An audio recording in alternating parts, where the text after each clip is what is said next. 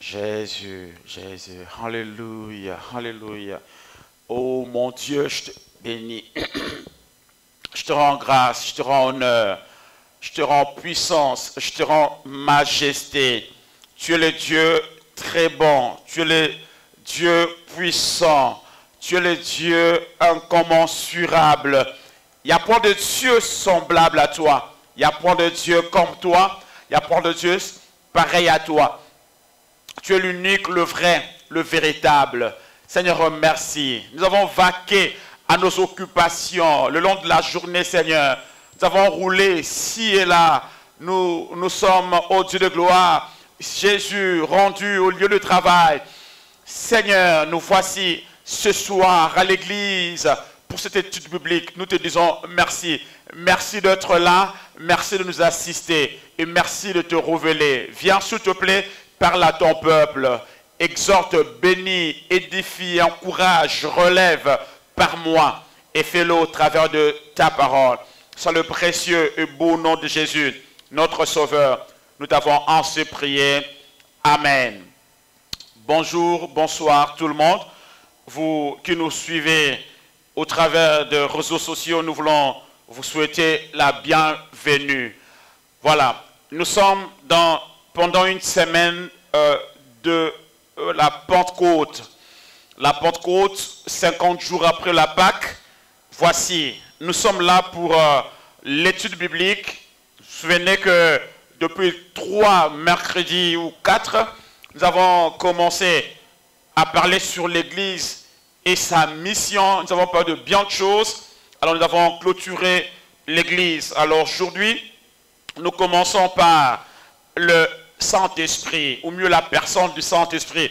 Nous allons parler de cela aujourd'hui et le vendredi à l'intercession et aussi les dimanches, les jours, ou mieux les dimanches de la Pentecôte. Nous allons essayer de conclure cet enseignement que nous allons aborder aujourd'hui. Voilà.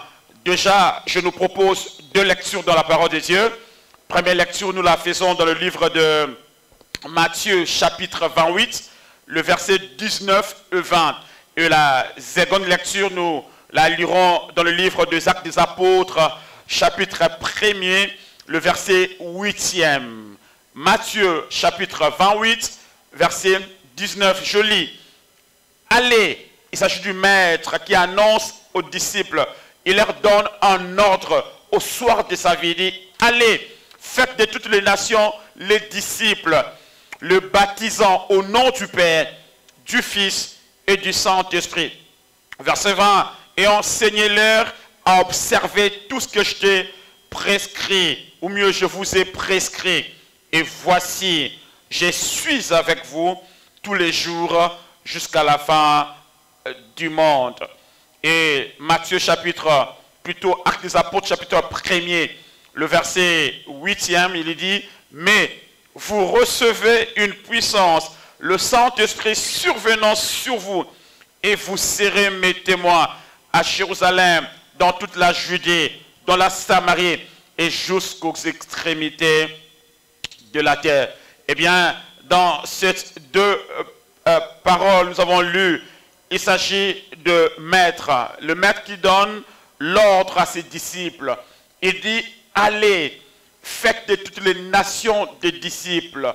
Le maître est venu, il a fait son travail, il a annoncé la bonne nouvelle, il a guéri les malades, il a ressuscité les morts, il a relevé ceux-là qui étaient tombés, il a raffermi le pied de perclus, il a redonné la vue aux aveugles, il a donné le pain à ceux qui avaient faim et de l'eau à ceux qui avaient soif.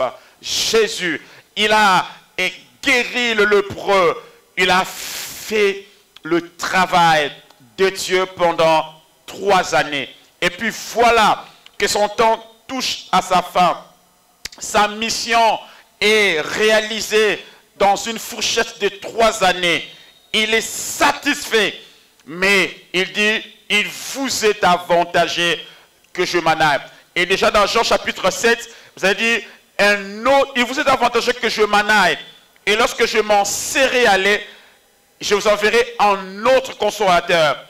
Il vous enseignera dans toute la vérité. On va en parler plus loin. Mais ici, nous voyons l'ordre qui est donné. Allez. Aller, c'est un verbe de mouvement. Aller, c'est un verbe d'action. Ça dit je me déplace, je m'ouvre, je bouge. Je ne suis pas statique, mais je suis dynamique. Il dit allez. Ça dit ne reste pas sur place, ne reste pas là, ne reste pas à Jérusalem, mais allez. Il dit faites de toutes les nations les disciples. Alléluia. J'aimerais dire le but de Dieu est que nous soyons de témoins et que nous fassions des témoins pour le Seigneur. Et l'ordre a été donné. Mais vous allez voir, alors que l'ordre avait été donné par le Seigneur lui-même aux disciples d'aller, mais les disciples ne sont pas directement partis. Ils sont restés à Jérusalem pendant plusieurs moments. Ils avaient peur de la persécution. Ils avaient peur des Juifs. Ils disaient, qui c'est le prochain qu'on viendra arrêter, c'est nous. Parce que Jésus était déjà parti. Il leur avait confié la mission. Mais dans leur crainte, le Seigneur a permis qu'il y ait persécution. Et par cette persécution, ils sont allés et ont annoncé la bonne nouvelle de l'évangile. Là, c'est plus loin. J'aimerais nous ramener d'abord à mettre de base sur cette personne du Saint-Esprit. J'aimerais vous dire, nous ne pouvons pas travailler avec succès. Nous ne pouvons pas accomplir l'ordre du Messie, l'ordre du Créateur, l'ordre du Maître, d'aller annoncer l'évangile, d'aller apporter la parole de Dieu avec succès sans le revêtement de la puissance d'en haut.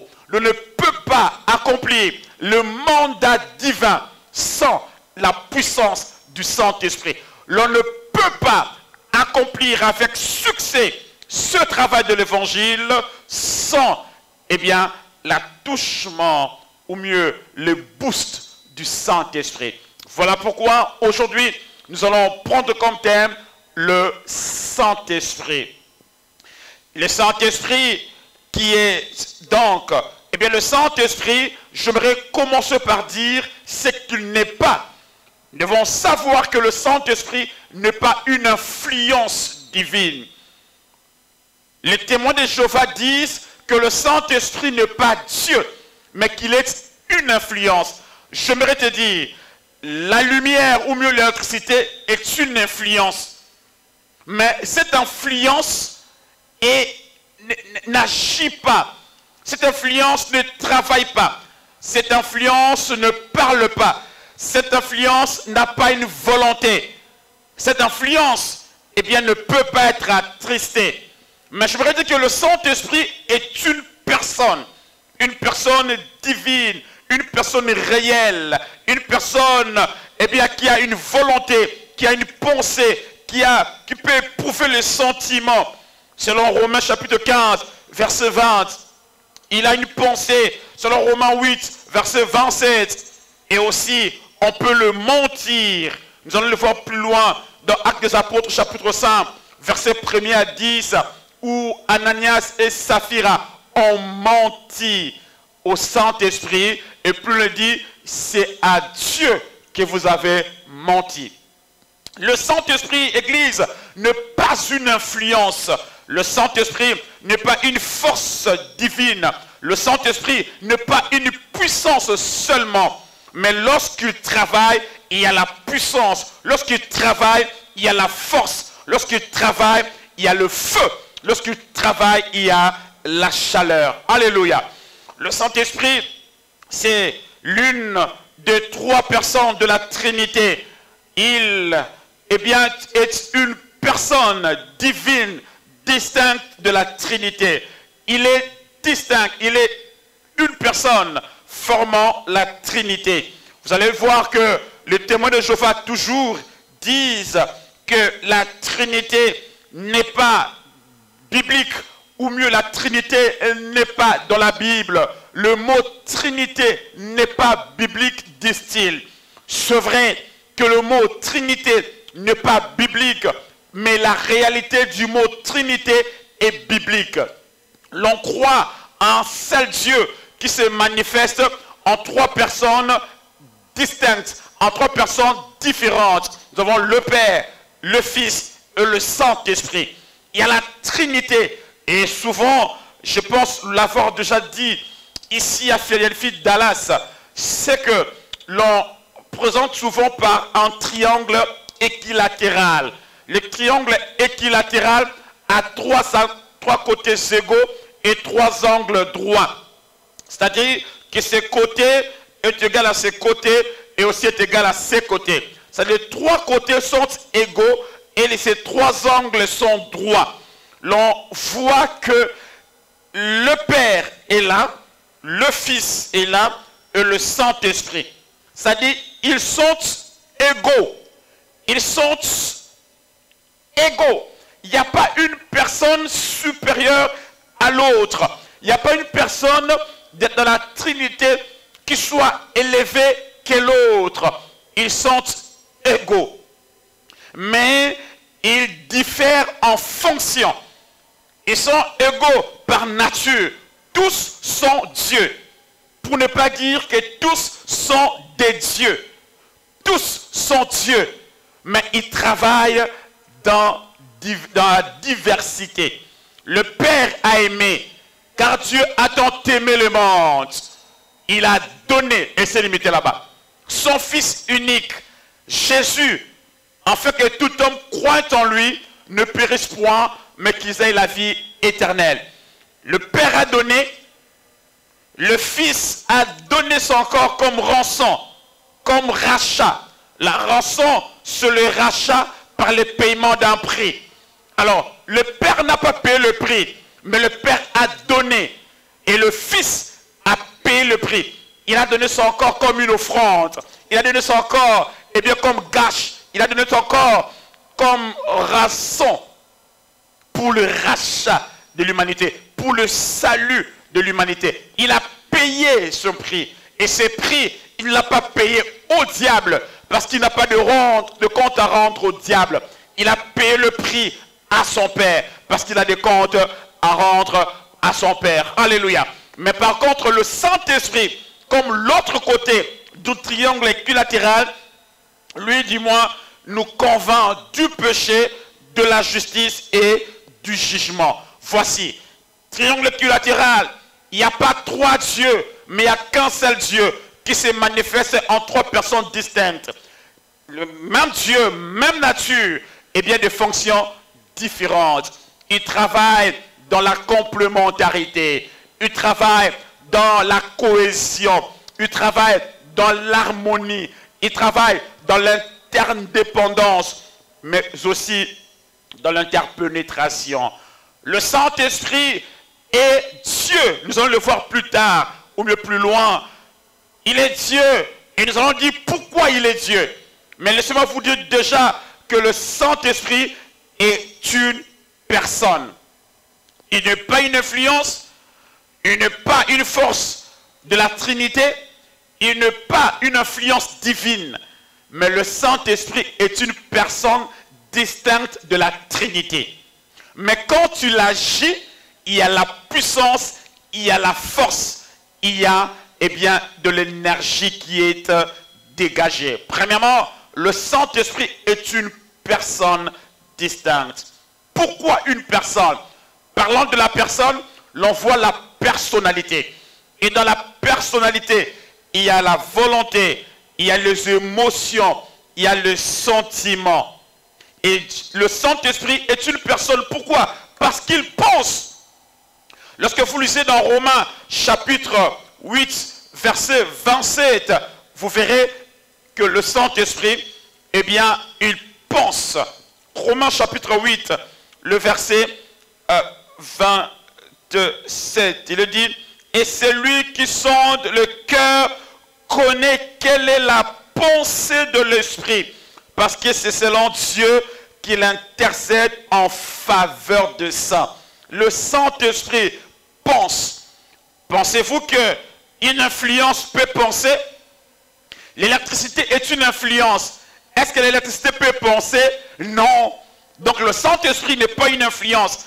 Deuxièmement, le Saint-Esprit éprouve des sentiments. Romains chapitre 15, le verset 20, il est dit ceci. Romains 15, le verset 20, je m'en vais lire avec vous. Les Écritures disent, et je me suis fait honneur d'annoncer l'évangile là où Christ n'avait point été nommé, afin de ne pas bâtir seul le fondement d'autrui, selon qu'il est écrit, ceux à qui il n'avait point été annoncé verront, et ceux qui n'avaient pas entendu parler comprendront. Le Saint-Esprit, eh bien, éprouve des sentiments. Le Saint-Esprit aussi a une volonté. Selon 1 Corinthiens chapitre 12, le verset 11, il a une volonté. Alléluia. Non seulement ça, le Saint-Esprit, on peut le mentir. Nous allons dans Actes chapitre 5. Actes des Apôtres chapitre 5. Eh bien, le verset 1er à 10. Et là, nous voyons que le Saint-Esprit peut être menti. Vous allez voir que c'est l'histoire de Ananias et Saphira. Mais un homme nommé Ananias, avec Saphira, sa femme, vendu une propriété et retint une partie du prix. Sa femme, le sachant, puis il apporta le reste et déposa aux pieds des apôtres. Pierre lui dit, Ananias, pourquoi Satan t'a-t-il rempli ton cœur au point que tu mentes au Saint-Esprit, afin que tu mentes au Saint-Esprit.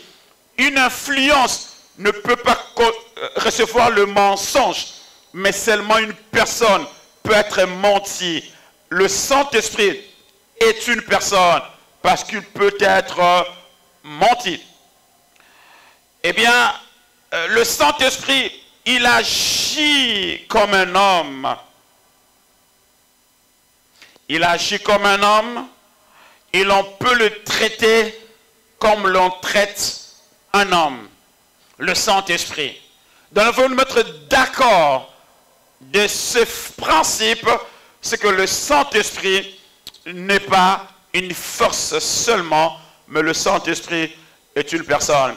Deuxièmement, et nous voulons dire que le Saint-Esprit est Dieu. Il est Dieu. Pourquoi le Saint-Esprit est-il Dieu? Nous allons lire dans toujours Actes des Apôtres, chapitre 5. Et là, toujours l'histoire de Ananias et Saphira. Quand, au verset 3, Pierre lui dit, Ananias, pourquoi Satan a-t-il rompu ton cœur au point que tu montes au Saint-Esprit et que tu aies retenu une partie du prix des champs? Verset 4. S'il n'était pas été vendu, ne te restait-il pas? Et après qu'il a été vendu, le prix n'était-il pas à ta disposition? Voilà la suite. Comment as-tu pu mettre en ton cœur un pareil dessein? Ce n'est pas à deux hommes que tu as menti, mais à Dieu. Est-ce que vous m'en comprenez là-bas? Ce n'est pas à deux hommes que vous avez menti, que tu as menti, mais à Dieu. Le Saint-Esprit, je l'ai dit avec force, je l'ai dit avec puissance, que le Saint-Esprit est Dieu. Pourquoi? Parce que la Bible le dit. Pourquoi as-tu menti? Ce n'est pas aux hommes que tu as menti, mais à Dieu. Le Saint-Esprit est Dieu. Pourquoi? Parce qu'il est digne des louanges. Il est digne d'adoration. Là, vous le lisez dans Matthieu chapitre, dans Marc 1er, le verset 11. Il mérite la louange. Il mérite l'adoration. Le Saint-Esprit, il est Dieu. Pourquoi? Il est Dieu parce qu'il est saint. il est bon, il est amour et il est esprit. Une influence n'a pas d'amour, une influence ne peut pas être bon, une influence ne peut pas être sain. Une influence, eh bien, ne pas un esprit. Le Saint-Esprit est Dieu. Pourquoi? Parce qu'il a les attributs moraux que je citais, mais il détient aussi les attributs actifs, c'est-à-dire les attributs relatifs, les attributs propres à Dieu. Et dans les attributs moraux, je le citais, il est bon, il est amour, il est saint, il est esprit. Dans les attributs actifs, c'est-à-dire les attributs relatifs, les attributs propres à Dieu, c'est-à-dire dans ces attributs, nous ne pouvons pas le retrouver en l'humanité, il faut le retrouver en l'homme. Ces attributs sont des attributs restreints, des attributs propres à Dieu. Et dans ces attributs, nous voyons l'omniprésence, l'omnipotence et l'omniscience. Omniprésence, c'est-à-dire omnia, c'est-à-dire omniprésent, c'est-à-dire il est présent partout. Il est présent partout, mais il n'est pas en tout. C'est-à-dire le Saint-Esprit est présent, il est partout, Dieu est partout. Et le Saint-Esprit aussi est partout. N'est-ce pas qu'il est en moi? N'est-ce pas qu'il est au frère JR? N'est-ce pas qu'il est en toi? N'est-ce pas qu'il est en lui? N'est-ce pas qu'il est aux États-Unis? N'est-ce pas qu'il est en France? N'est-ce pas qu'il est au Congo? N'est-ce pas qu'il est, eh bien, au Canada, en Australie? Il est omniprésent, il est partout au même moment, mais il n'est pas en tout. Quelqu'un m'a posé la question de savoir, mais pasteur, si le Seigneur, Dieu, est omniprésent, c'est qu'il y est aussi en enfer. Il est partout, le Saint-Esprit, il est partout Dieu, mais il n'est pas en tout. En enfer, il se manifeste par sa colère. Il se manifeste par sa colère. Dieu est partout, mais Dieu n'est pas en tout. Le Saint-Esprit est partout, mais le Saint-Esprit n'est pas en tout. Il est omniprésent, il est partout au même moment. Voilà, il a l'attribut de Dieu. Deuxièmement, il est omniscient, omniascire, en latin, ou mieux, omniascens, ou encore omniascentis. C'est-à-dire, il connaît tout parfaitement. Il a une connaissance parfaite. Il maîtrise la science. Il a une connaissance élevée. Il est omniscient. Il connaît tout. Qu'est-ce qui peut échapper au Saint-Esprit?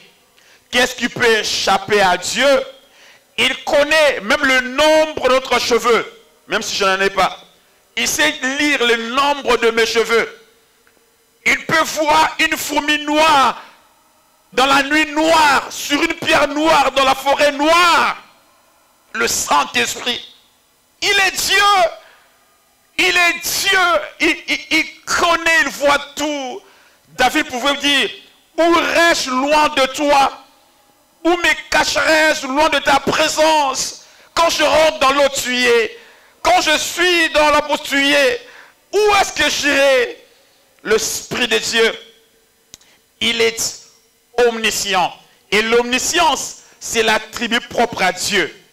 Donc, il est Dieu. Alléluia. Le Saint-Esprit aussi est omnipotent.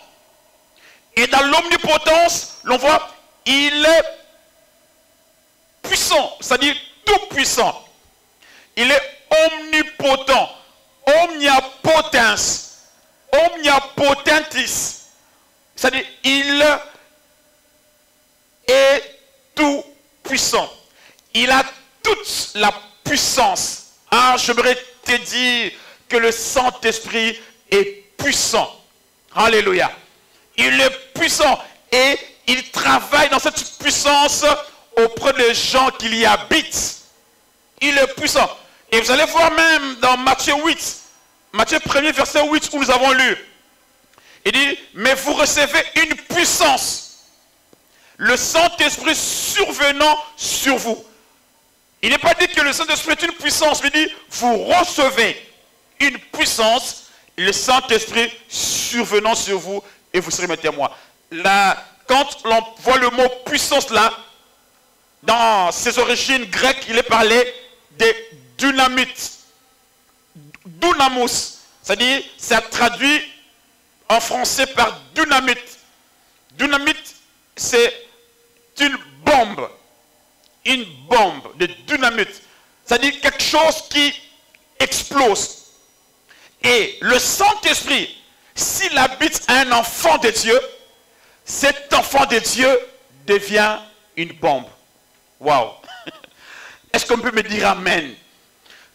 Lorsque vous êtes habité par l'Esprit de Dieu, vous êtes rien d'autre qu'une bombe. Et imaginez qu'un enfant de Dieu qui est une bombe, qu'est-ce que les démons et les sorciers feraient en lui? Est-ce que les sorciers vont habiter en cet homme? Parce que je suis une bombe. Eh bien, je vais exploser. Et tout ce qui a comme esprit mauvais sera réduit à zéro. Une dynamite, quelque chose qui explose. Nous sommes de bombes, frères et sœurs, à cause de l'Esprit de Dieu qui habite en nous. Et non seulement ça, que vous recevez une puissance, et il ajoute, vous serez mes témoins. C'est-à-dire, la racine de témoin vient du mot grec qui veut dire, vous serez le martyr. Et celui qui est rempli de l'Esprit de Dieu devient dynamite, et comme conséquence, il est appelé martyr. C'est-à-dire, ceux qui sont appelés à souffrir pour Christ, ceux qui sont appelés à mourir pour Christ. Et les apôtres et les disciples en étaient de preuve. Ils ont accepté d'être châtiés à cause de l'évangile. Ils ont accepté avec joie des arènes aux bêtes sauvages.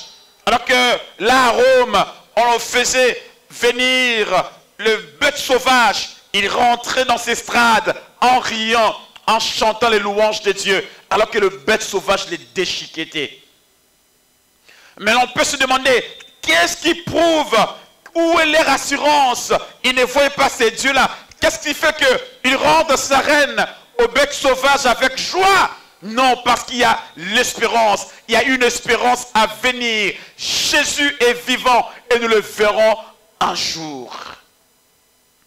Alléluia. Ces hommes chrétiens de premier siècle, eux, ont connu plusieurs persécutions. Ils ont connu plusieurs troubles. Ils ont connu plusieurs maux. Pourquoi? Parce que seulement ils étaient habités par le Saint-Esprit. Ils savaient qu'il y avait une espérance, eh bien, non pas confuse, mais une espérance réelle qu'un jour ils verraient Dieu. Il est omnipotent. Le Saint-Esprit est Dieu. Pourquoi? Parce qu'il a participé dans la création. Il a participé dans la création. Dans cette omnipotence, nous voyons sa participation à la création. Dans Genèse chapitre 1er, le verset 1er à 4, il a dit, au commencement, Dieu créa le ciel et la terre. La terre était en forme et vide. Il y avait de ténèbres à la surface de l'abîme. Et l'Esprit de Dieu s'est mouvé au-dessus des eaux. 3. Dieu dit que la lumière soit. Mais vous voyez déjà que l'Esprit de Dieu a participé à la création. Il dit, il y avait de ténèbres à la surface de l'abîme. Et l'Esprit de Dieu s'est mouvé au-dessus des eaux. Est-ce qu'une influence peut créer? Est-ce qu'un individu normal peut créer? Mais le Saint-Esprit a participé dans la création. Il est Dieu. Alléluia. Il est Dieu. Il a créé. il a participé de la création. Seul Dieu a le pouvoir de créer. Les inventeurs inventent. Les inventeurs, ou mieux, les autres savants ne font que découvrir. Ils ne font qu'inventer. Et ils inventent en fonction de la création. Eux inventent, mais Dieu crée. Alléluia. Dieu crée. La création appartient à Dieu. La création, c'est pour Dieu, domaine réservé à Dieu. Voilà pourquoi l'Esprit de Dieu a créé. Il a participé à la création. Donc, il est Dieu. Laissez-moi jeter un coup d'œil dans le psaume 104. Le verset 30, je pense. Psaume 104, verset 30. Qu'est-ce qu'il est dit? Tu envoies ton souffle. Ils sont créés. Tu envoies ton souffle. Ils sont créés. Et tu renouvelles la face de la terre. Alléluia. L'Esprit de Dieu crée. Et l'Esprit de Dieu a créé. Et pourquoi encore il est Dieu? C'est parce que c'est lui qui a ressuscité Christ d'entre les morts. C'est l'Esprit de Dieu qui a ressuscité Christ d'entre les morts. Eh bien, un homme n'a pas la capacité de la résurrection. Un homme n'a pas le pouvoir de résurrection. Seul Dieu. Lisons dans Romains chapitre 8, le verset 11. Romains chapitre 8, le verset 11. La Bible dit ceci.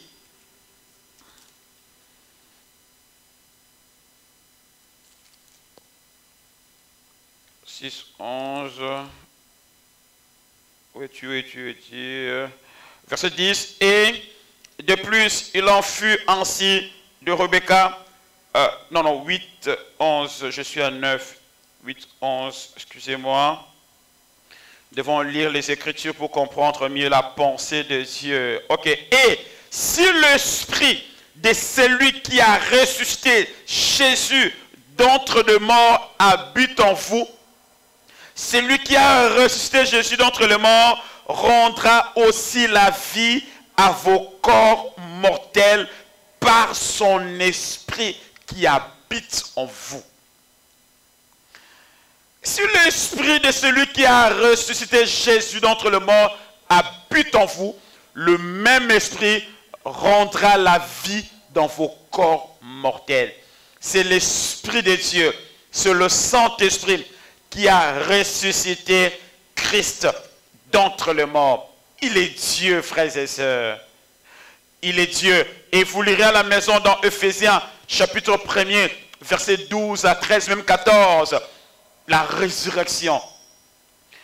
Il détient seul le pouvoir de résurrection. Il détient seul le pouvoir de la résurrection. Pourquoi encore il est Dieu? C'est parce qu'il est éternel. Hébreux chapitre 9, verset 14. Le Seigneur, il ne connaît ni commencement et il ne connaîtra pas de fin. Il est éternel, il est infini. Il n'a pas commencé et il ne finira pas. Il est éternel. Toute existence a une cause. Par la relation, ou mieux la relation de parents, nous venons à la vie, nous existons. Mais le Saint-Esprit est éternel. Il existe sans cause. Il n'existe pas lui-même. L'homme n'a pas préexisté. Mais l'Esprit a préexisté.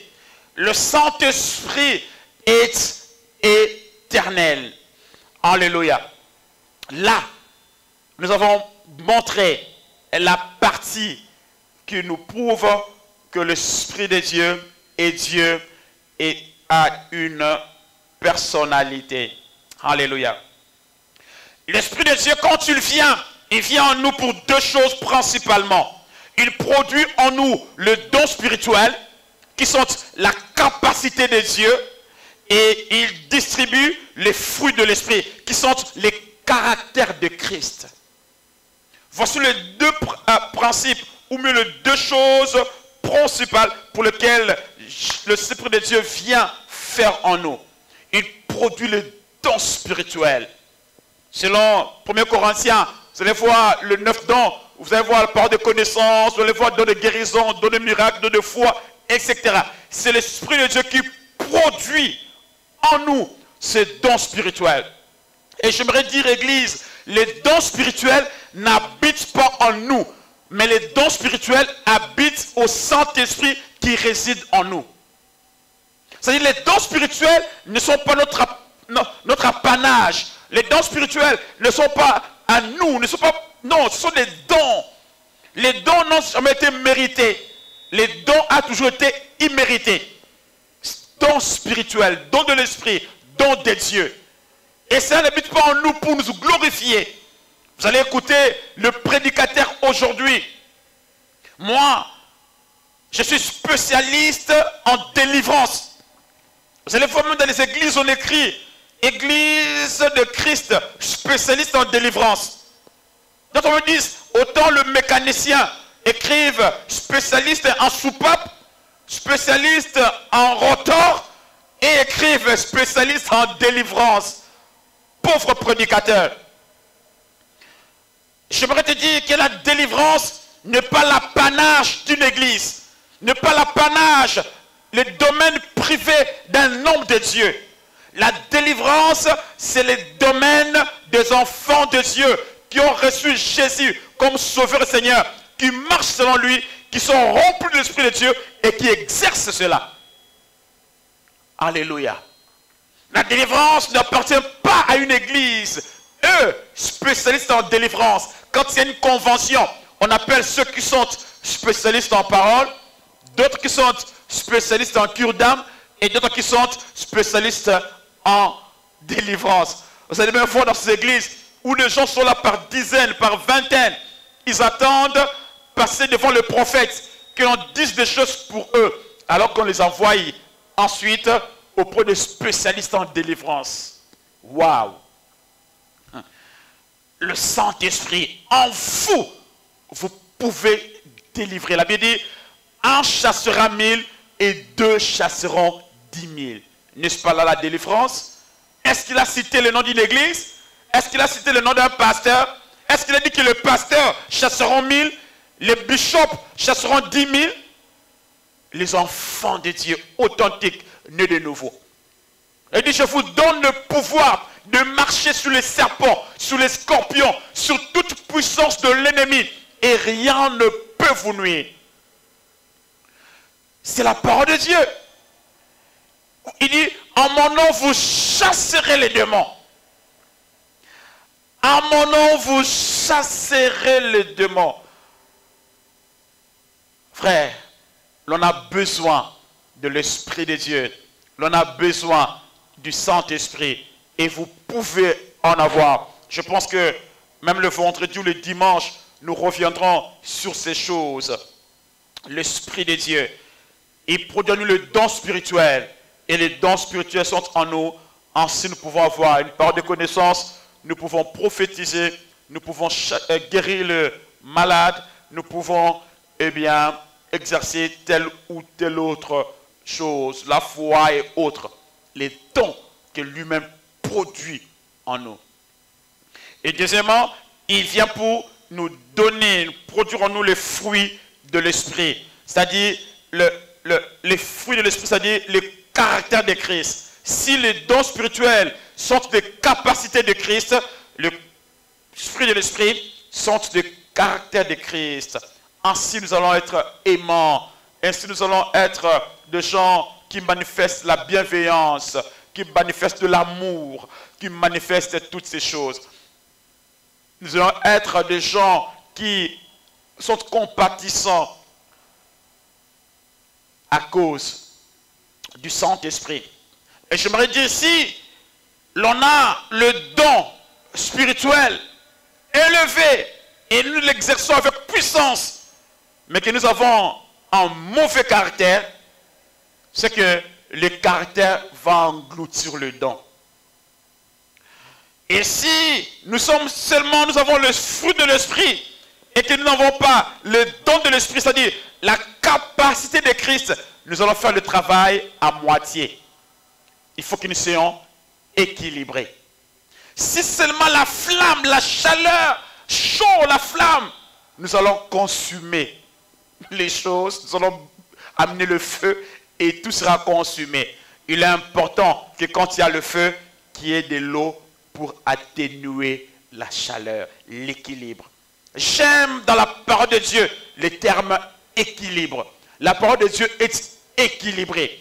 Il est important qu'en tant qu'enfants de Dieu, soyons équilibrés. Nous avons besoin pas seulement de caractère.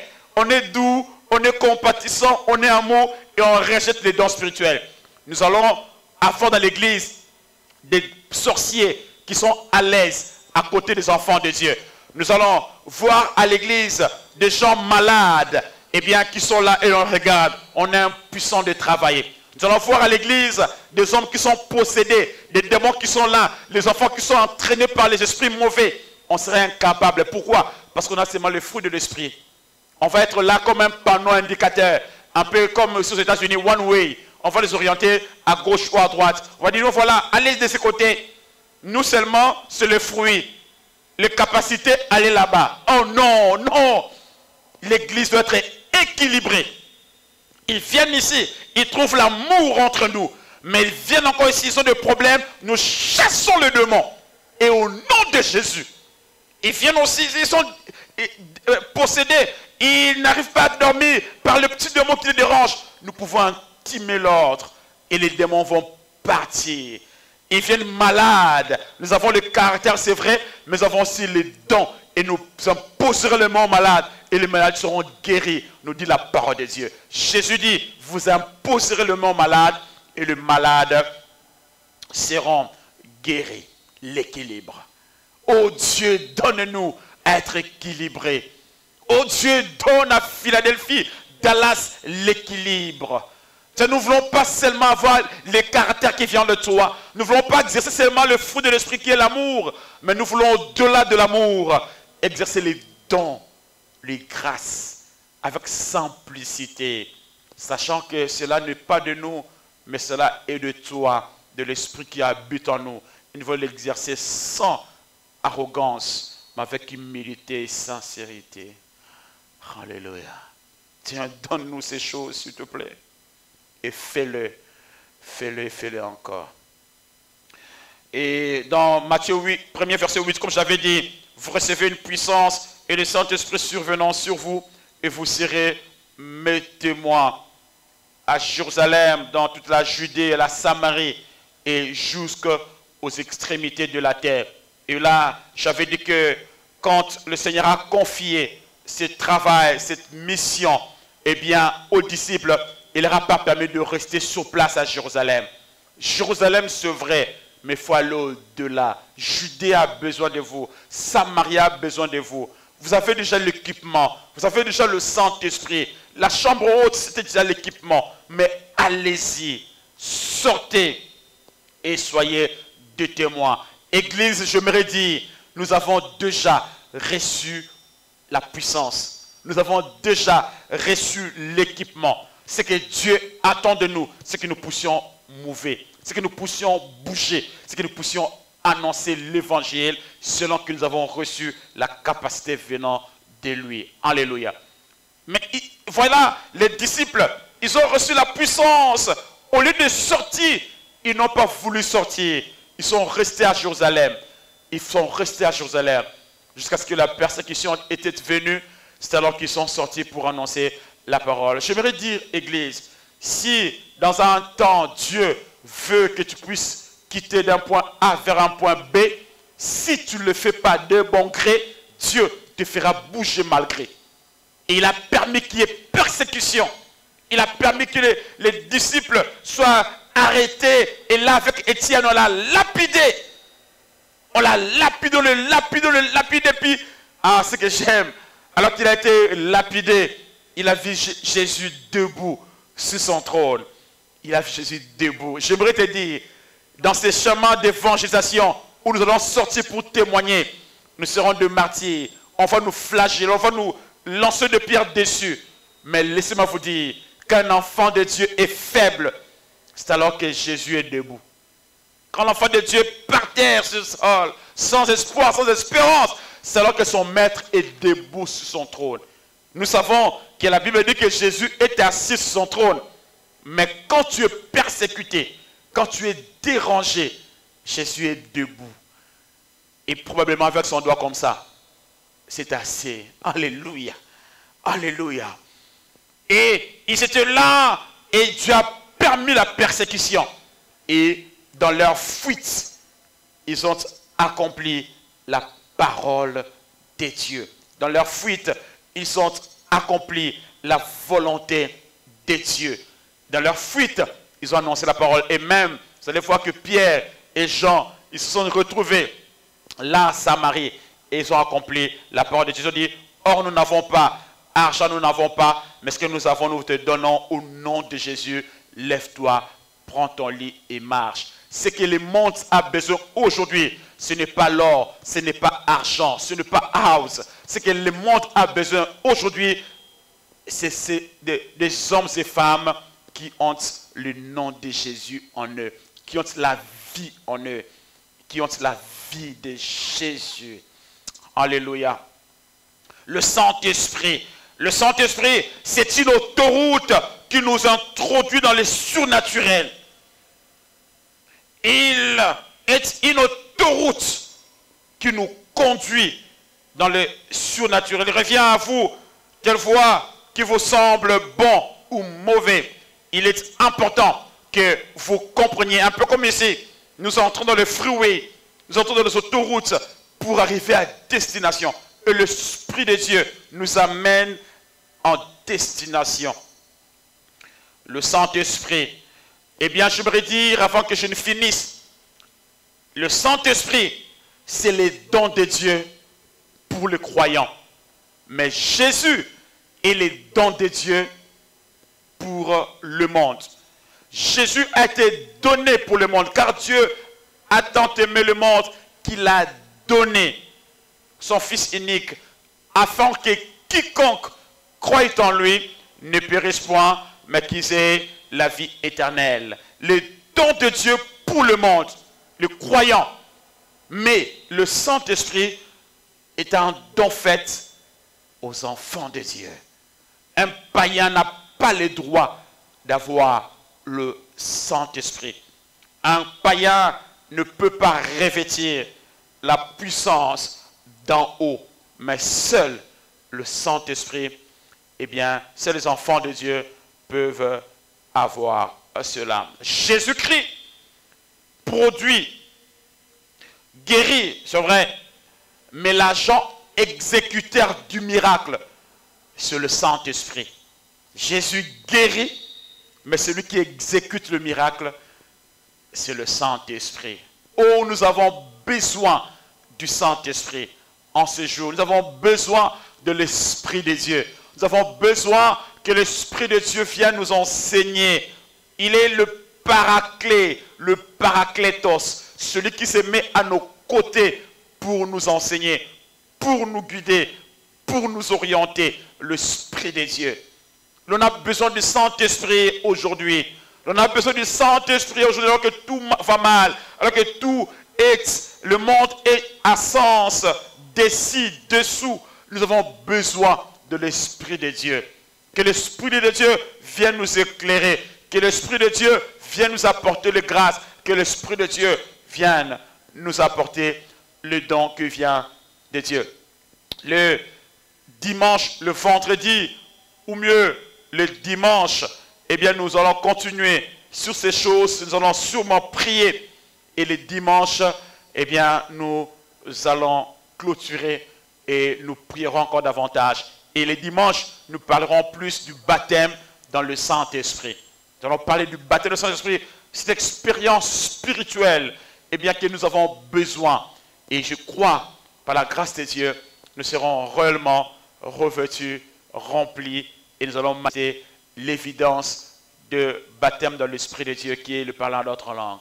Eh bien, nous allons parler prochainement. Que Dieu vous bénisse, vous qui étiez là, qui avez suivi, et vous qui êtes ici, que Dieu vous bénisse. Nous allons prier. Seigneur, notre Dieu, que ton nom soit béni, que ton nom soit élevé, que ton nom soit exalté, toi le Dieu bon, toi le Dieu grand, toi le Dieu vivant.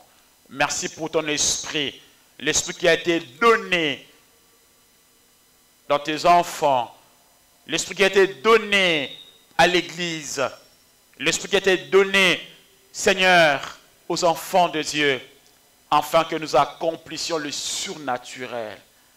Merci Jésus. Laisse que, oh Dieu, nous puissions faire montre de cette quête de l'Esprit, que nous puissions poursuivre l'Esprit, que nous puissions aimer l'Esprit de Dieu. Car la Bible dit que la prophétie a été faite par Joël, que la promesse est pour vous et pour vos enfants en aussi grand nombre que l'Éternel les appellera. Merci Seigneur. Laisse que cet enseignement que nous avons suivi puisse rester, Seigneur, comme de marque indélébile dans le cœur de chacun de nous qui a suivi et qui a écouté cet enseignement. Seigneur, alors que nous rentrons dans nos maisons, je prie que tu nous gardes, je prie que tu nous protèges, je prie, Seigneur, que notre nuit soit sereine, paisible, sous ton regard bienveillant. Que l'honneur et la gloire te reviennent, Seigneur. Alors que nous allons rouler jusque dans nos maisons, nous refusons incidents et accidents. Mais nous prions, Seigneur, oh Dieu, que tu nous accompagnes, que nous accompagne, Seigneur, Jésus, jusque dans nos maisons, pour ta gloire. Nous t'avons ainsi prié. Et Seigneur, si tu tardes à venir, permets à ce que nous puissions nous retrouver, Seigneur, le vendredi, dans notre intercession, là où nous passerons plus de temps dans la prière, pour l'expérience de baptême dans l'Esprit de Dieu. Et les dimanches, nous allons nous retrouver au culte et nous ne manquerons pas à te bénir. Que l'honneur et la gloire te soient rendus à toi seul, dans le précieux et beau nom de Jésus, notre Sauveur vivant qui revient. Nous t'avons ainsi prié. Amen. Que Dieu vous bénisse. Amen.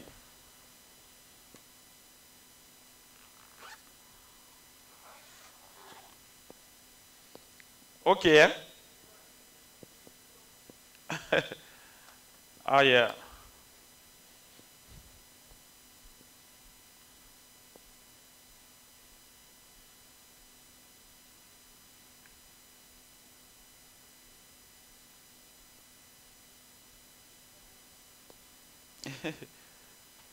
Wow.